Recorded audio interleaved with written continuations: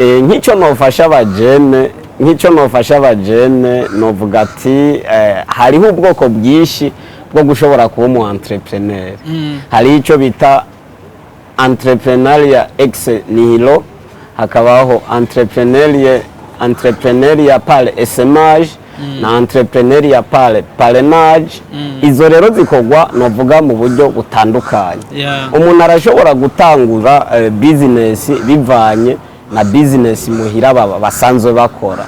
Abavyeyi biwe bakamuparena bagashobora kumwinjiza novuga muri business, agashobora gushika muri business bakamuparena. Canke akaba hari umugenzi ashobora kuguparena akakubwira ati investissa mu secteur, nkuko umukuru w'igihugu yamatubwira ati hera mu burimyi, investissa mu burimyi, utangure worora urukwavu rumwe, c'est possible. Urukwavu bararujya inyama bakarugurisha novuga amaganga yago. Ivyo vyose novuga yuko ari business. Iyo hakaba na entrepreneuria par essaimage, ugashobora kuba ukorera umuntu hama nawe ukavuga uti anye bivanye n'iyi experience ndiko ndatora mw'ibi bintu ndiko ndakorera umuntu, nanje ndashobora gukora ivy'iwanje, nkashobora gushika novuga kwihangiro, nkashobora gutera imbere nk'abandi. Ego naho nyene urashobora gutanguza ro business bivanye n'ikintu wabonye aho hantu uri kurakora, aho hantu muri iyo miriyo uri kurakorera bakora. Ego hakaba rero n'ibindi umuntu nyene avuga ati izishwa zibiri mpejeje kuvuga ntizikunda, jewe ntegerezwa kuruhinda. Voilà, naho onye umuntu arashobora kuvuga ati reka ntangure business. Kavuga uti mugabo naho ucukorera ku novuga kuri environnement ibigukikuje. Abarundi benshi yo barakunda kuyipratika. Sinzi ko urabona yuko umuntu atanguje nk'akantu unye agatanguza nk'aka business gatoyi, abandi bakabonye bagaca bafata bagakopya. Ego agaca ja kugakora atazire défi, atazire inconvénients, atazi novuga les opportunités, atazire faiblesse. Ico kintu kizoshobora kunovuga kudegaje. Voilà, tout est possible ku muntu wese amaze kugiramwo iyo novuga uko gushaka.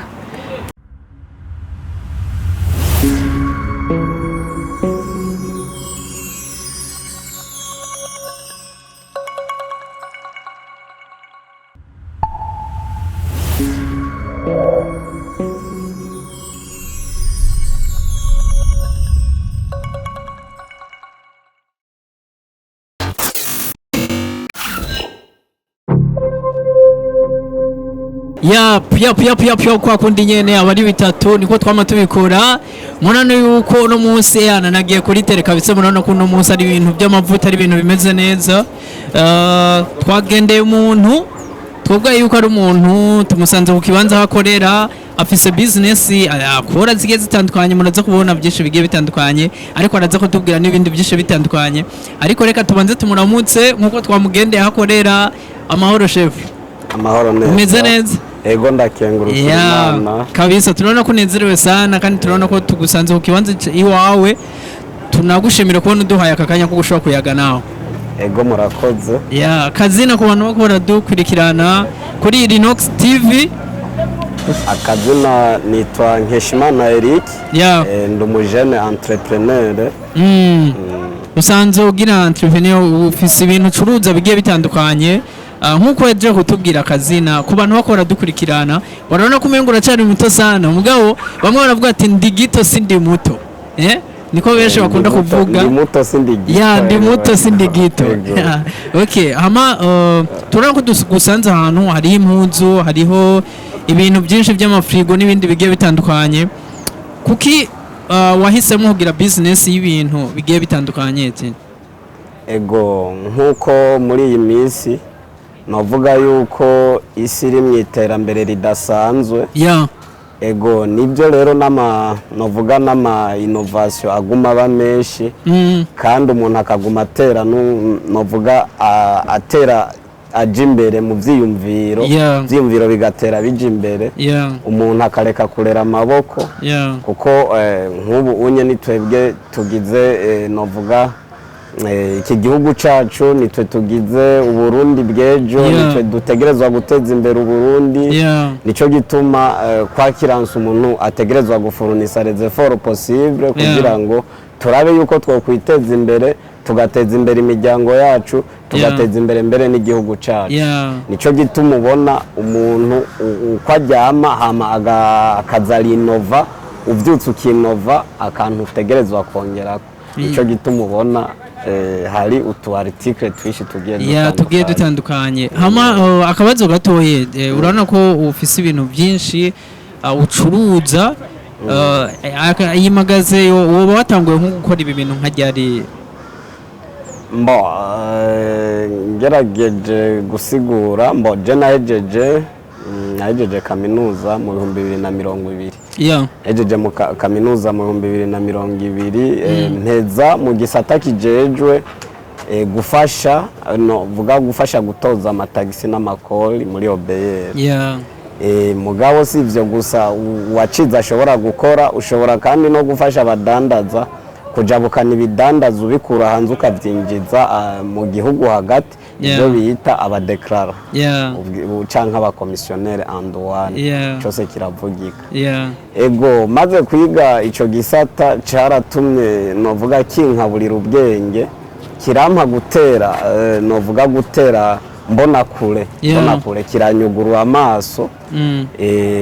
Ndashobora kuvuga nti kuko baratwigisha ibijanye n'ama ekonomi, bakatwigisha ku bijanye n'ama importation n'ama exportation, bakatwigisha ikijanye n'ama entrée de devise, ukuntu idolare ryinjira mu gihugu.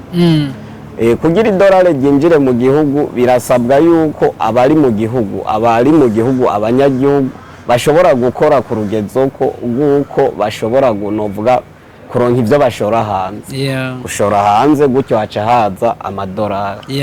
Gutyo rero iterambere ry'igihugu ntirishoboka cyo kimwe n'urugo rw'umuntu, iyo byose uzurabikura hanze usuma ntiwigera utera imbere nawe udashora.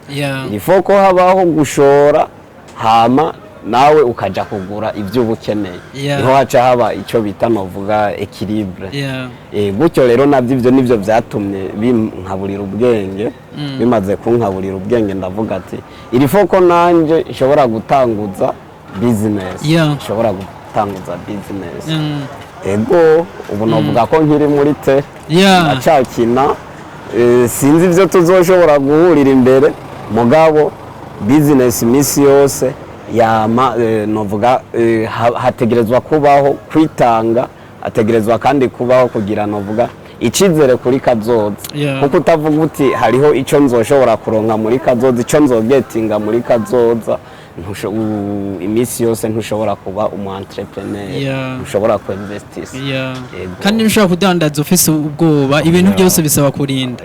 Bisaba kurinda. Duhagaze aho nyene uratubwiye warahejeje, hari ibintu byinshi wagiyemwo uriga n'ukuntu ushobora kuzokwiteza imbere wewe.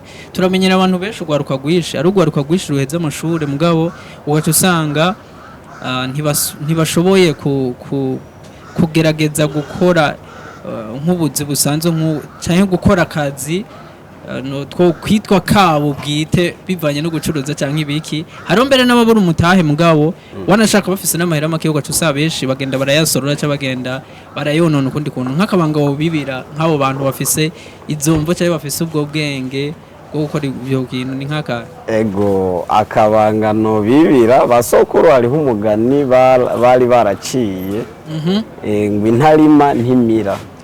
Intarima ntimira, hama kandi muri Bible naho hakavuga ngo utarima uretse gukora naca reka no kurya.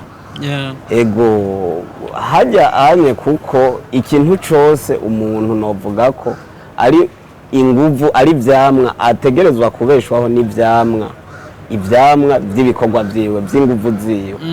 Ico weinvestisa, ico novuga weinvestisa nico uzosarura. Uri mitiro ukimbura ingomero. Ego birakunda iyo ushizemo effort ukishiramo esprit yo gukora, ukumvuga kundi bikorwa. Ego ukumva yuko udakeneye ama miliyoni menshi kugira ngo ushobore gutangura business bisaba gusa uwo mutima wo gukunda ikintu wo kumva yuko ushobora kuba umu entrepreneur.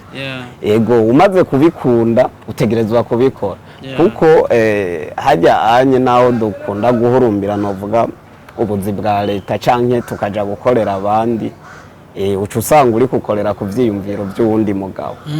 Je nk'ubu nk'akarorero narashizeho business nkaca nangaje abakozi abo bose baba babayeho kubera umutwe wanje.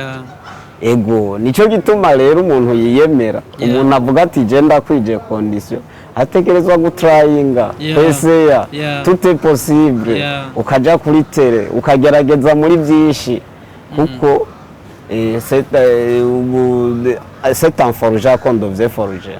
Utegerezwa kweseya ugakora utuntu niho uzotegerezwa kubona no kubona impano yawe kuko uteseya ntuzobona impano yawe. Nko umwuga usanzwe ukora ikintu wishimira ni nk'ikihe canke ikintu uvuga ati je ndishimira aho ngeze uno munsi coba ari nk'ikihe? Ego icyambere novuga nishimira d'abord ubu ndi libre, je suis libre. Nshatse ndugara nkataha, nshatse ndaja kuruhuka, ikonje ndayiha, amahera ndayakoresha uko mba nshatse, nta muntu ankondana n'umwe. Ego voilà, ico nico kintu cyambere kandi kuko kinagutera na stress. Eka nta stress. Nko kucerekeye abakiriya baza kugura nk'ibintu bigiye bitandukanye, ufise abakiriya baza kugushorera mugabo hariho n'abandi bakiriya bashobora kuvuga ati irifoko uyu muntu tumumenya, urashobora nko kubabwira ahantu ukorera aho tugusanze. Rero ntitwahavuze mugabo twari kugihera ko ariko wogira ubabwira aho usanze ukorera ni hehe ibyo usanze udandaza nibihe kugira komsa. Ego abakiriya nobabwira ati karibu banteze imbere nkuko umukuru w'igihugu wacu akunda kubivuga. Turi kumwe twese birashoboka. Ni twebwe abarundi nyene dutegerezwa gutezanya imbere. Umurundi agashorera umurundi mugenzi we, umujene agashorera umujene mugenzi we. Ego aho boshobora kusanga ni imbere ya Université Summit International Institute. Ego Université y'Abakenya iri kuri Avenue de la Amitié. Uduga kuri kubarabara riduga kwa Binagana. Ugira ushikira inyubakwa ya ABC. Ahasanzwe hakorera ryashira hamwe mumenyereye bita Alliance Motion Global. Ego karibu turafise ibintu byinshi. Turadandaza impuzu, amapataro meza y'amakaki, udu-t-shirt, uturakoste, amashati, impuzu za siporo, amakoti amwe muhora mutuma hanze mugira komande y'imbeho meza yakwire arahari.